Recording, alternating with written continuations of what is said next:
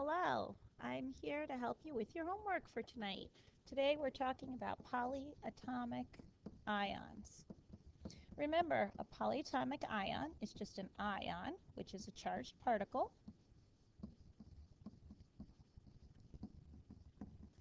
and polyatomic means contains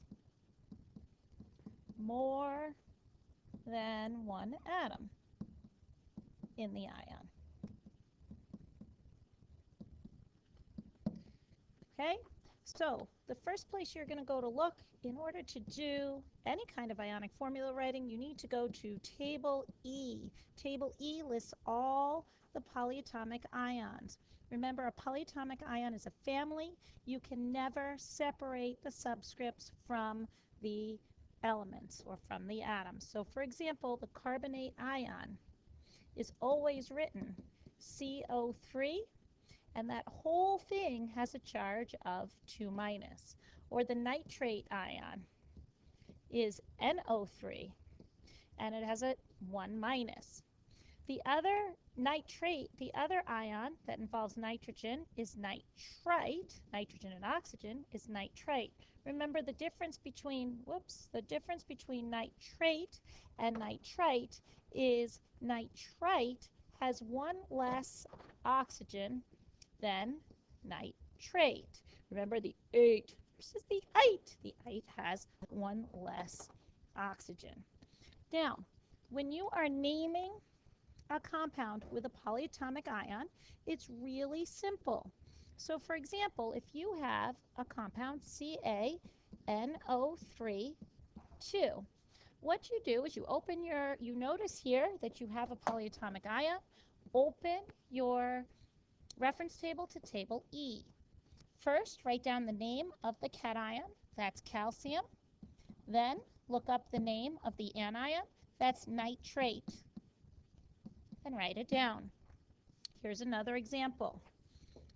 Li2CO3, write down the name of the cation, lithium.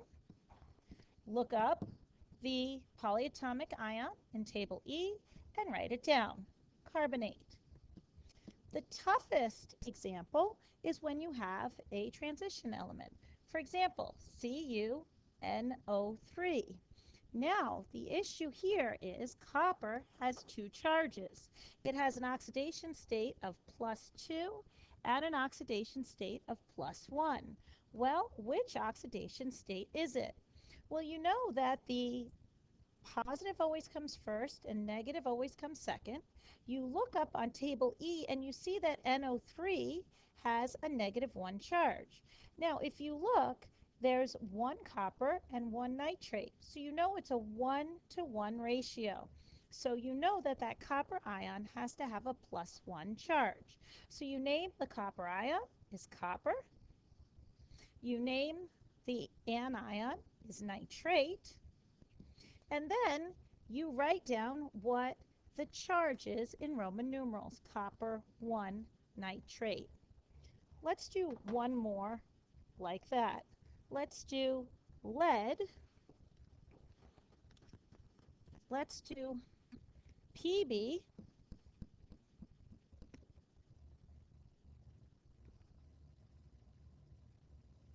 PbSO4. PbSO4 2. Okay, so you write down the name of the cation. The cation is lead. And then you write down the name of the anion. The anion is sulfate. Now, here's the issue. Reverse the crisscross, and you'll see that positive charge comes first, negative charge comes second. You'll see that there's a 2-to-1 ratio. But you have a problem because you look up on Table E and you see that sulfate does not have a -1 charge. Instead, it has a -2 charge, which is double -1. So if you are going to, you have to maintain the ratio. So if you doubled the -1, you also have to double the +2 and make that +4. Therefore, the lead ion that we are talking about is lead 4 sulfate. Okay, moving right along. Now we have to do the opposite. Now we need to write the formulas for the following compounds. So let's say you're given sodium nitrite.